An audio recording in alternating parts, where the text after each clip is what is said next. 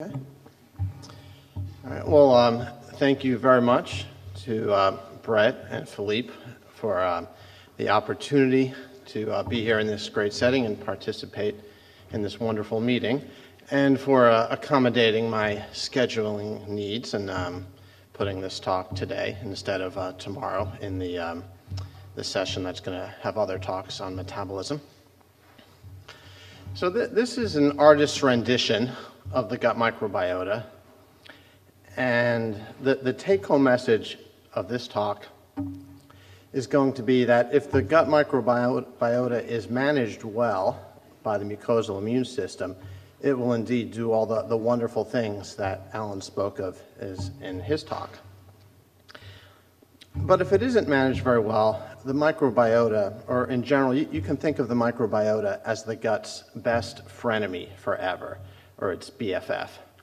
And the forever part is really referring to once your microbiota is established, it will tend to be relatively stable, at least for the life of the adult. And I refer to it as the gut's best frenemy in that if it's managed well, it will promote metabolism, protect against pathogens, and keep your immune system healthy.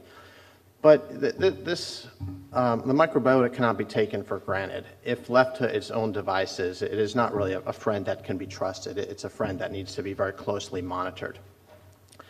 And toll-like receptor 5 protects the gut from its BFF. With the absence of TLR5 can result in multiple flavors, if you will, of gut inflammation, including colitis and metabolic syndrome. And the work that I'll be showing you today that has led to this message was mostly experiments performed by two very talented researchers in my lab, shown in this picture, Matam Vijay Kumar and a postdoc, Frederick Carvalho, who joined my lab from Clermont-Ferrand and who's here at the meeting, and we call him La Machine. So, in case any of you aren't familiar with flagellin, it is the subunit of bacterial flagella by which they achieve motility. And flagellin is both highly conserved and hypervariable, and the region that is highly conserved is normally buried inside the flagella polymer, and this is the region that is recognized by TLR5. So like other toll-like receptors, TLR5 uses the adapter protein MYD88 to activate NF-kappa B mediated pro-inflammatory gene expression. What's different about TLR5 than other TLRs is it's preferentially expressed on epithelial cells. So purified flagellin can recapitulate all of the pro-inflammatory host defense gene expression in an epithelial cell that would be induced by a whole pathogen, such as a Salmonella typhimurium. Conversely, an aflagellate Salmonella is without effect. So flagellin is a very potent activator of epithelial pro-inflammatory gene expression. In contrast, these cells, by this type of assay, are wholly unresponsive to LPS. And this is the opposite of what you'd see in a macrophage, at least a traditional macrophage, which are highly responsive to LPS and largely unresponsive to bacterial flagellin. So even though the signaling of TLR4 and TLR5 are very similar, in the context of a whole mouse, you're getting quite a different response simply because epithelial cells and macrophages have very different potential for producing pro-inflammatory cytokines. So this slide summarizes a bunch of in vitro work wherein we discovered flagellin was this potent activator of epithelial cells. And the model we developed from these in vitro studies are that Salmonella, by being invasive and can translocate flagellin across the epithelium, can activate toll-like receptor 5, leading to an acute inflammatory response. Conversely, commensal bacteria would not normally activate this response. However, in states of epithelial barrier dysfunction, such as occur in IBD, these responses might get activated. So our prediction as we went into mouse models was that loss of the flagellin TLR5 interaction would protect against inflammation. It might have some consequences for systemic infection, but we thought in a variety of models these mice should show less inflammation. So we started with a mouse model of human salmonellosis, where when the mice are first treated with streptomycin and then colonized with salmonella. And our prediction held true for very early time points following infection. So within the first 12 hours, there was a markedly reduced infiltration of neutrophils, which you can read out by the inflammatory marker myeloperoxidase. But by 24 hours, or certainly 48 hours, we already were seeing greater inflammation when colonized by an aflagellate salmonella. And this was phenocopied if instead of deleting the flagellin genes from the bacteria, we deleted the toll-like receptor 5 gene from the mouse. So ultimately, even though we removed this receptor that's driving an early inflammatory response, we end up with more inflammation. And you could see the same effect if you simply looked at the gross morphology of the cecum in these mice.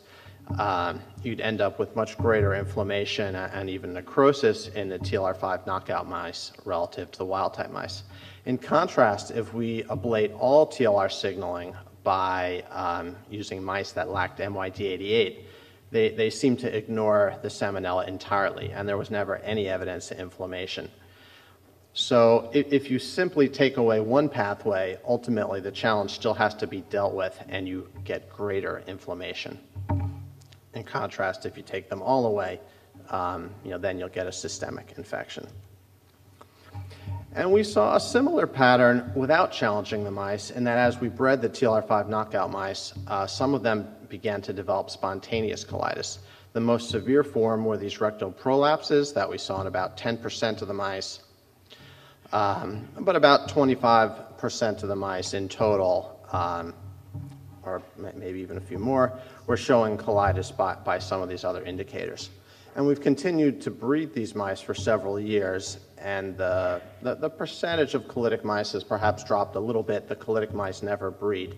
But by and large, this has held true, that some of the mice get colitis. In contrast, the majority of the mice appeared not to show any phenotype at all and appeared just fine.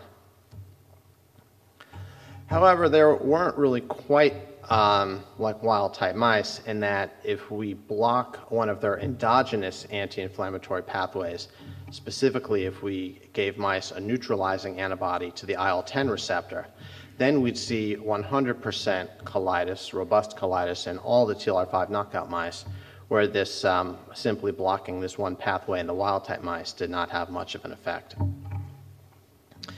Moreover, we noticed that prior to neutralizing the IL-10 pathway, in these knockout mice,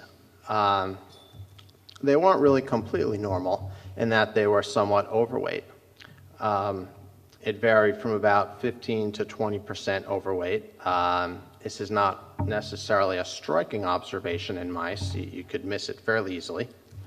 But to put it in this type of context, for those of you who are familiar with the leptin knockout mice, which are obviously hugely obese, and we would refer to those as a model of American obesity, you could think of the TLR5 knockout mice as perhaps a model of European obesity, of moderate overweightness. Meanwhile, we had performed an embryo transplant on the mice in order to, we would use the term Jacksonize them, to make sure that what we were seeing wasn't due to anything unique in the microbiota of the mice of the TLR5 knockouts that had been generated in Japan. Even though we were comparing them to wild-type littermates, we wanted to see if perhaps their phenotype was being driven by an opportunistic pathogen. So by transplanting embryos into mice purchased from Jackson Labs, we were able to normalize the microbiota to make it similar to that used by many labs. And when we did that, we eliminated the spontaneous colitis. Again, the mice weren't quite normal. We could pick up small increases in MPO. The colons were a little bit bigger, but there was no obvious colitis, nothing histologically. To put this in a little bit more of a quantitative perspective, we've found that fecal lipocalin serves as a very nice model, a very nice marker of gut inflammation in mice. So relative to the original knockouts that had colitis, when we Jacksonized them, there's a marked reduction in the level of fecal lipocalin.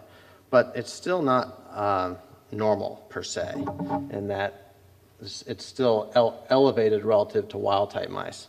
And if we just blow up the scale a little bit, you can see that there's still low-grade inflammation, transient low-grade inflammation following weaning in these mice, and ultimately they resolve it about 9 weeks later. And during this time, the knockouts were developing obesity. Specifically, both the males and the females were weighing approximately 15 to 20% more. And they weren't just weighing more, but they had significant elevations in fat mass. And this fat mass had an inflammatory phenotype in that it was relatively easy to find macrophages infiltrating their adipose tissue. In contrast, the leptin knockout OB mice at this stage really don't show very much inflammation at all. Ultimately, later in life, you can find some inflammation in their adipose tissue. But in the TLR5 knockout mice, this seemed to be a very early phenomenon. In accordance, there was elevated cytokine production from the adipose tissue of the knockout mice. As we came to study these mice more, we realized that the better overall description of their phenotype was not to obesity, but rather of metabolic syndrome, which is a constellation of abnormalities that associate with insulin resistance. And this includes obesity, hyperglycemia, increases in lipids, elevated blood pressure. But the key is really insulin resistance to this phenotype more so than obesity. And due to work from Remy Bercellin, who's here, who will be talking tomorrow, and others, metabolic syndrome is increasingly being viewed as a state of low-grade inflammation. So, as I said, our knockout mice had these typical indicators of metabolic syndrome: elevated triglycerides, elevated cholesterol, elevated blood pressure. And they exhibit mild glucose dysregulation. If you look at overnight fasting glucose, there's a slight elevation, mild impairment in glucose tolerance. But this is achieved by producing a lot of insulin, both basally and in response to glucose challenge, and in accordance, the mice exhibited an impaired response to exogenously injected insulin. There are a variety of reasons why you could imagine mice might be overweight. Our mice are overweight for the relatively straightforward reason that they are eating too much. So they eat, depending on their age, anywhere from 5 to 25% more than the wild-type mice, and in accordance, they produce more stool. If we restrict their calories to match that which wild-type mice would normally eat, we can normalize their weight gain, normalize their fat mass, and correct most of the parameters of the metabolic syndrome, except the mice are still insulin resistant. They still exhibit an impaired response to injected insulin. So we think that this insulin resistance is a result of the low-grade inflammation, and all their other phenotypes are a result of the insulin resistance. We've been looking at bacteria in the intestine in these mice by a variety of ways. Perhaps one of the simpler to appreciate is to do electron microscopy. So most bacteria in the intestine are not directly in contact with the epithelium. Hence, by the time you do electron microscopy, most of those bacteria are gone. They don't withstand the fixations. However, in the TLR5 knockouts, the non-colitic mice, it's relatively easy to find bacteria directly adhered to the intestine. We've sent samples to Gunnar Hansen in Gothenburg, who has procedures for looking at bacteria in the endogenous state, where he can fix them relative to the mucin layer. And what they told us is that those mice didn't seem to be managing their microbiota well. So in the non-colitic mice, they would lack the normal, very well-designed architecture of an inner and a firm mucus layer and an outer layer. So in the knockouts, you didn't see these normal structures, and you could occasionally find some bacteria in direct contact with the epithelium. If we treat the mice with antibiotics upon weaning, in this experiment, upon weaning, the knockouts were already a little bit hyperglycemic, but following 4 weeks on antibiotics, we corrected their elevations in glucose and corrected their hyperphagia. Also, we normalized their fat masses and their cholesterol as well post-antibiotic. If we make the mice germ-free, so this panel is just showing that indeed the mice are germ-free based on 16S quantitation of bacteria in their cecum. Our inflammatory marker, lipocalin, goes away entirely, and there's no difference between the knockouts and the wild-type mice under germ-free conditions. And we normalize, there's no difference in body weight or fat mass as well. And then if we do a microbiota transplant, so in this slide, all of the mice are wild-type mice, but these labels refer to whether they were conventionalized with microbiota from a wild-type mice or a TLR5 knockout mice. So if they were conventionalized with microbiota from a knockout mice, they would eat more, gain more weight, develop mild hyperglycemia and hyperinsulinemia, in insulin resistance, and elevations in fat mass, and they would also exhibit the low-grade inflammation and elevated cytokine production. So we wanted to take a better look at the microbiota in these mice.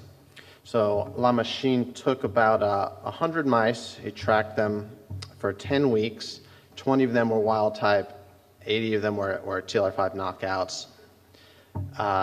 After they were euthanized, he collected the cecal contents and assayed for colitis, and then he would stratify them as being colitic or non-colitic among the knockouts. Of course, none of the wild-type mice had colitis. And then he assayed both fecal microbiota by 454 pyrosequencing and also looked at fecal lipocalin as an inflammatory marker.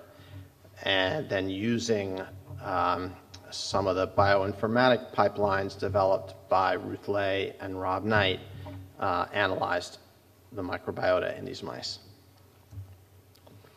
And he saw that if he simply looked in the cecum when the mice were euthanized, there was nothing terribly striking. If you compare the wild type and the non-colitic TLR5 knockouts, there really wasn't much difference at all. In the colitic mice, there were some increases in proteobacteria, and this we had predicted from Brett Finley's work, showing that this is a fairly general paradigm of mice with inflammation to have elevated levels of proteobacteria.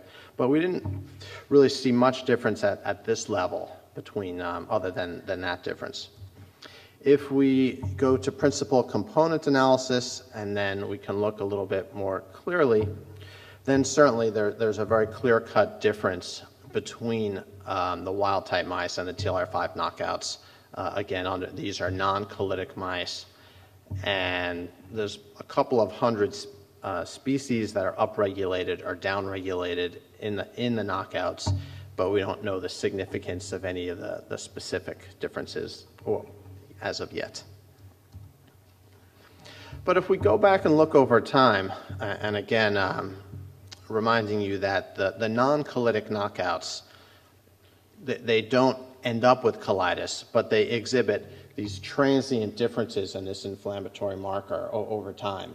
But by the time we euthanize them, they're indistinguishable from this marker relative to the colitic mice.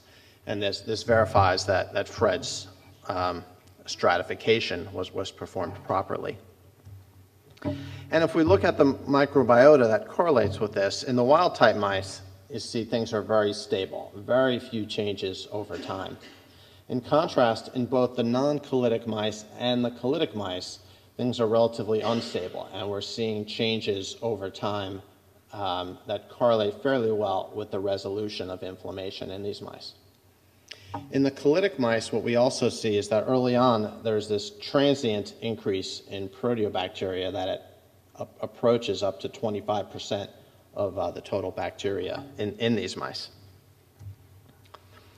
And most of the increased proteobacteria is in fact E. coli, and it has a very similar OTU based on a 16S sequence to some of the E. coli strains that have been associated with Crohn's disease. Whoops. So Fred is attempting to culture out these E. coli strains and see if there are any unusual characteristics. But meanwhile, he's colonized the germ-free mice, wild-type and TLR5 knockouts, with a E. coli strain referred to as adherent invasive E. coli LF82 that he brought from his prior lab in France, the lab of Arlette Defoy-Michaud. So here the mice are germ-free, so we're eliminating any contribution of basal inflammation or basal differences in the gut microbiota. And what he observed is that the knockouts have a pretty severe inability to clear this opportunistic E. coli strain relative to the wild-type mice. And their inability to clear this strain correlated with transient diarrhea and a failure to gain weight. So whereas all the other mice, when conventionalized, would gain weight consistently, the knockouts would exhibit weight gain and then periods of weight loss that would correlate with diarrhea. So to sum up and put all of this together, what we think is going on is that in the absence of toll-like receptor 5, there's a failure to manage the gut microbiota. And this is going to result in increased activation of other pathways, certainly including toll-like receptor 4, but other pathways as well. And this is going to result in a variety of changes in gene expression that we would refer to as Le Chatelierien. If you can remember your acid-base equilibrium chemistry, that you have a variety of changes going on that seem to be acting in the direction of restoring equilibrium. And this will include antimicrobials, cytokines, both pro and anti-inflammatory cytokines, also a variety of genes related to nutrient acquisition. And these changes in gene expression in some of the mice are going to result in chronic inflammation, and a few of these will even develop these rectal prolapses. And this is all going to be an evolutionary dead end, since none of these mice will breed. Yet these changes are relatively effective in that this is the minority of mice that go this route. And as we've bred them, it's actually become, really an extreme minority. Very few mice we haven't seen any prolapses in a couple of years. So these changes are relatively effective in that most of the mice do survive and they're very happy to breed, and they have this metabolic phenotype that might not be ideal if you want your mice to live a really long time, but certainly they don't have any impact on breeding or maintaining the colony. In terms of the explanation for the metabolic phenotype, we would refer to the original explanation for an inflammatory explanation for insulin resistance that was postulated by Koch and Homotis-Lejeune and colleagues. And what they have proposed is that an increased caloric consumption or obesity results in a state of nutrient excess, and this activates ER stress, which will cause a variety of pro-inflammatory signaling, and this will result in cross-desensitization of the insulin receptor signaling and can eventuate in type 2 diabetes. But also this blockade of insulin receptor signaling is also going to further promote increased caloric consumption. So what we would say is that we don't have to do a whole lot to this model, but simply the microbiota itself can be a source of this pro-inflammatory signaling. So there isn't necessarily anything all that specific to loss of TLR5 to this mechanism, but we would propose that a variety of states of low-grade inflammation that would be the result of altered microbiotas can result in this metabolic phenotype, and we're thinking that a variety of other mice are going to be reported to have this phenotype over the coming years. So with that, I'll just add this final take-home message to put this into a little bit more of a public health type of perspective. Certainly our results are consistent with the concept that people are eating too much, but it would argue that the reason people are eating too much may not simply be better marketing or increased availability of high-calorie foods, but there may be an increased demand for more calories driven by your BFF inside here. So with that, I'll say thank you for your attention.